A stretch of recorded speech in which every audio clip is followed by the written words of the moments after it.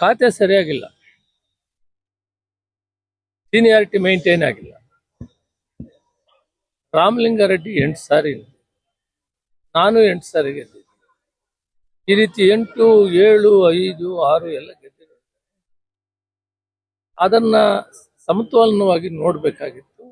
ನಾನು ಅಖಿಲ ಭಾರತ ಕಾಂಗ್ರೆಸ್ ಅಧ್ಯಕ್ಷರಿಗೆ ಮನವಿ ಮಾಡ್ತಿದ್ದೀನಿ, ತಾಯಿ ಸ್ಥಾನದಲ್ಲಿದ್ದೀರಿ, ಎಲ್ಲ ಮಕ್ಕಳನ್ನು ಒಂದೇ ತರ ನೋಡ್ಬೇಕು ಮತ್ತು ಸೀನಿಯಾರಿಟಿ ಮೇಂಟೈನ್ ಆಗ್ಬೇಕು. ಇವು ಮಾಡೋದ್ರಿಂದ ಮುಂದೆ 2028ಕ್ಕೆ ಕಾಂಗ್ರೆಸ್ ಬರೋದಕ್ಕೆ ದಾರಿ ಆಗ್ತದೆ ಅಂತೇಳಿ ಅವ್ರಿಗೆ ಮನವಿ ಮಾಡ್ತೀನಿ.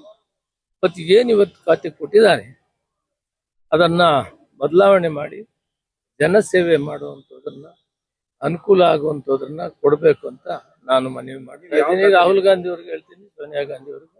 ಈಗಾಗಲೇ ರಾಹುಲ್ ಗಾಂಧಿ ಅವರಿಗೆ ಮೊನ್ನೆ ಬಂದಿದ್ದಾಗ ನಾನು ಮನವಿ ಮಾಡಿದ್ದೀನಿ, ಸಮಾಜ ಕಲ್ಯಾಣ ಸೇವೆ ಮಾಡು, ಬಡಬಗ್ಗರಿಗೆ ವ್ಯವಸಾಯ ಸೇವೆ ಮಾಡಬೇಕು, ಇರಿಗೇಷನ್ ರೈತರಿಗೆ ಸೇವೆ ಮಾಡಬೇಕು, ಇಂಥವು ಆಗಬೇಕು.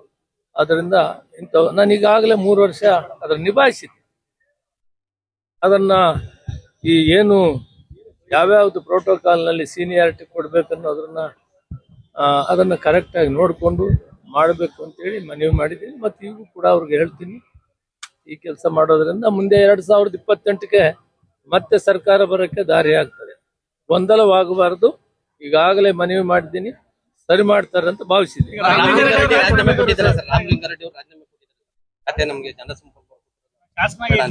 ಬಹುತೇಕ ದೇಶಪಾಂಡೆ 9 ಸಾರಿ ಇರ್ಬೋದು ಅನ್ಸುತ್ತೆ. ಅವ್ರನ್ನ ಬಿಟ್ರೆ ರಾಮಲಿಂಗಾರೆಡ್ಡಿ ಅವರೇ ಸೀನಿಯರ್ ಇದ್ದಾರೆ. ಇವೆಲ್ಲನೂ ಕುಂತು ಇವತ್ತು ನಮ್ಮ DK ಶಿವಕುಮಾರ್ ಅವರು ಮುಖ್ಯಮಂತ್ರಿ, ಹೊಸದಾಗಿ ಆಗಿರುವಂತ ಹರಿಪ್ರಸಾದ್ ಅವರು, ಇವರನ್ನ ವಿಶ್ವಾಸಕ್ಕೆ ತೆಗೆದುಕೊಂಡು ಇಲ್ಲಿ ಮೂಲಭೂತವಾಗಿ ಯಾರ್ಯಾರಿಗೆ ಯಾವ ಸ್ಥಾನಮಾನ ಕೊಟ್ಟರೆ ಮುಂದೆ 2028ಕ್ಕೆ ಸರ್ಕಾರ ಬರ್ತದೆ ಅನ್ನೋದನ್ನ ಚಿಂತನೆ ಮಾಡಿ ಮರುಪರಿಶೀಲನೆ ಮಾಡಿ ಕರೆಕ್ಟ್ ಮಾಡಬೇಕು ಅಂತ ನಾನು ಮನವಿ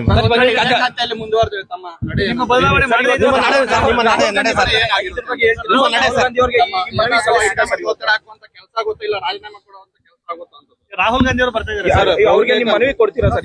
ಬೆಂಬಲಿಗರು ಎಲ್ಲ ಕಡೆ ಸರ್, ರಾಜ್ಯಾದ್ಯಂತ ತಮ್ಮ ಬೆಂಬಲಿಗರು ಪ್ರೆಸ್ ಮೀಟ್ ಮಾಡ್ತಾರೆ. ಪಕ್ಷದ 50 ವರ್ಷಗಳ ಸುದೀರ್ಘ ಚರಿತ್ರೆ ಇದೆ.